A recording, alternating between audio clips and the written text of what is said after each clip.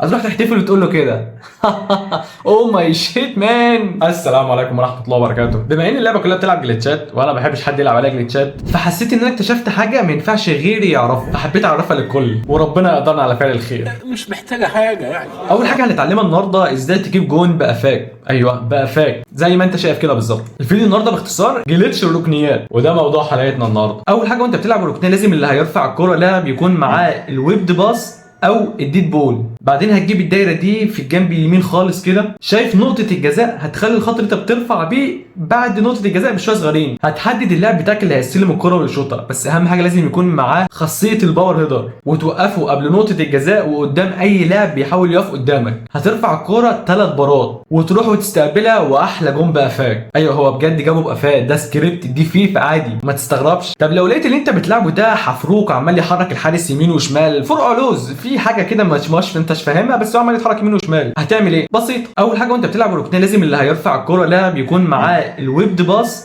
او الديد بول. بعدين هتجيب الدايره دي في الجنب اليمين خالص كده، شايف نقطه الجزاء؟ هتخلي الخط اللي انت بترفع بيه بعد نقطه الجزاء بشويه صغيرين. هتحدد اللاعب بتاعك اللي هيستلم الكره ويشوطها، بس اهم حاجه لازم يكون معاه خاصيه الباور هيدر. هتخش باللاعب بتاعك عند الشبكه، فالجون هيفتكر ان انت هتلعب الكوره جوه الشبكه، هتسقطها في الشبكه، فهو هيرجع بالجون. وهو بيرجع بالجون اطلع انت باللاعب بسرعه. الرياكشن بتاع الجون بطيء جدا عن اي لاعب، فهو بيرجع كون انت طلعت اتقدمت بالكوره، هترفع الكوره هتسطح بقفاك، احلى جون بقفاك. ما يعرفش ذكاء وغطى على دماغه، ودي مشكله الذكي لما يعرف انه ذكي.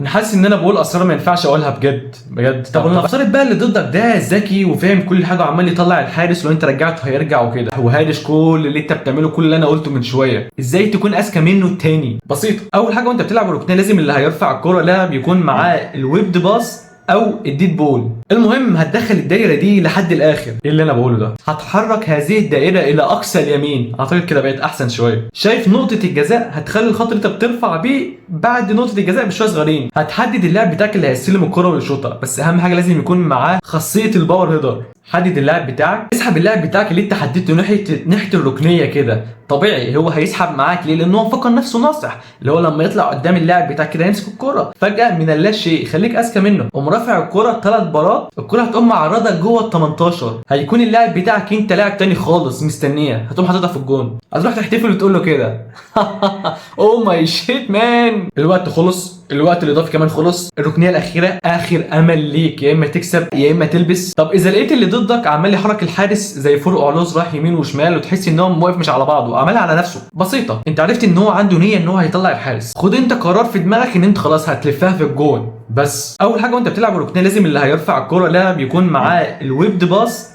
او الديد بول. بعدين هتجيب الدايره دي في الجنب اليمين خالص كده، شايف نقطه الجزاء؟ هتخلي الخط اللي انت بترفع بيه بعد نقطه الجزاء بشويه صغيرين. هتحدد اللاعب بتاعك اللي هيستلم الكره ويشوطها، بس اهم حاجه لازم يكون معاه خاصيه الباور هيدر. افضل اتحفرك وتحرك كده باللاعب بتاعك بعيد عن الجون، اسحب الحارس معاك، هو مفكر نفسه ناصح طلع يمسكها بس هو ما يعرفش اللي فيها. وفي لحظه لما انت تلعب الكوره والحارس بعيد، ارجع انت باللاعب بتاعك بسرعه لحد الجون. طبيعي الحارس بطيء، الرياكشن بتاع اللاعب اسرع من اي حارس. خش انت على الجون باللاعب بتاعك. انا كده كده لفيتها في الجون، ان دخلت الجون كان بها، ان ما دخلتش اللاعب بتاعي هيكمل عليها ويدخلها جون. وده واحد تاني متعودين بنفس الطريقه، بقى عندنا زمان كتير قوي ربنا يزيده ويبارك. ضحكت عليه، خليت اللاعب بتاعه واقف مع الحارس بيدردشوا شويه كده مع بعض. اول ما لعبت الكوره قمت طالع بيه احلى دبل كيك على عيونك. الركنيه دي مختلفه شويه لان كنت مفكر ان انا برفع لكريستيانو، طلع بنتنكور اصلا. اول حاجه وانت بتلعب الركنيه لازم اللي هيرفع الكوره لاعب يكون معاه الويبد باص او الديد بول. المهم هتدخل الدايره دي لحد الاخر. ايه اللي انا بقوله ده؟ هتحرك هذه الدائره الى اقصى اليمين، اعتقد كده بقت احسن شويه. شايف نقطه الجزاء؟ هتخلي الخط اللي انت بترفع بيه بعد نقطه الجزاء بشويه صغيرين. هتحدد اللاعب بتاعك اللي هيستلم الكره ويشوطها، بس اهم حاجه لازم يكون معاه خاصيه الباور هيدر. هتخش باللاعب بتاعك عند الشبكه، فالجون هيفتكر ان انت هتلعب الكوره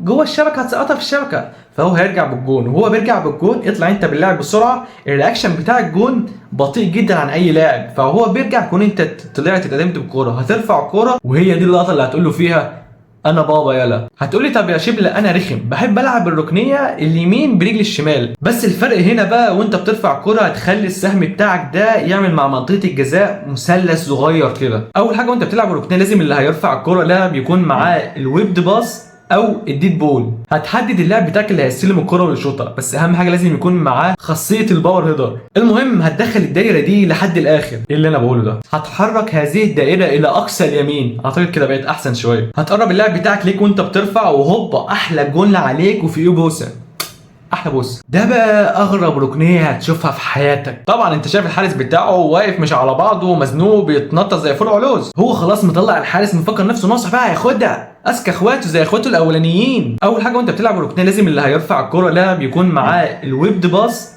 او الديد بول. بعدين هتجيب الدايره دي في الجنب اليمين خالص كده، شايف نقطه الجزاء؟ هتخلي الخط اللي انت بترفع بيه بعد نقطه الجزاء بشويه صغيرين. هتحدد اللاعب بتاعك اللي هيستلم الكره ويشوطها، بس اهم حاجه لازم يكون معاه خاصيه الباور هيدر. وللضروره انا عمال بتحفرك كده باللاعب عشان الحارس يطلع معاه فلفها. وهو الحارس طالع هتقرب باللاعب بتاعك على اساس ان هو يبقى اول لاعب يستلم الكره. ان الكره ما لفتش في الجون اللاعب هيكمل ويدخلها جون زي ما انت شايف كده بالظبط. هوبا جت في العارضه. ليه وازاي ما تعرفش. هنا بقى اعرف ان السكريبت اتقلب عليك واللعبه هتحط عليك، مش هتخليك تكسب. ايه اللي هتعمله؟ حاجه بسيطه جدا. هتتك ستارت، هتنزل عند اخر اختيار تحت خالص ليف ماتش، اضغط عليها واطلع من الماتش واقفل الجهاز وارميه في الشارع.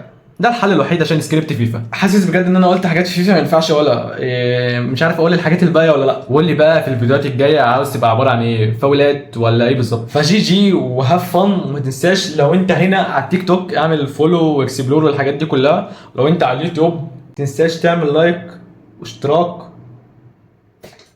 سلام.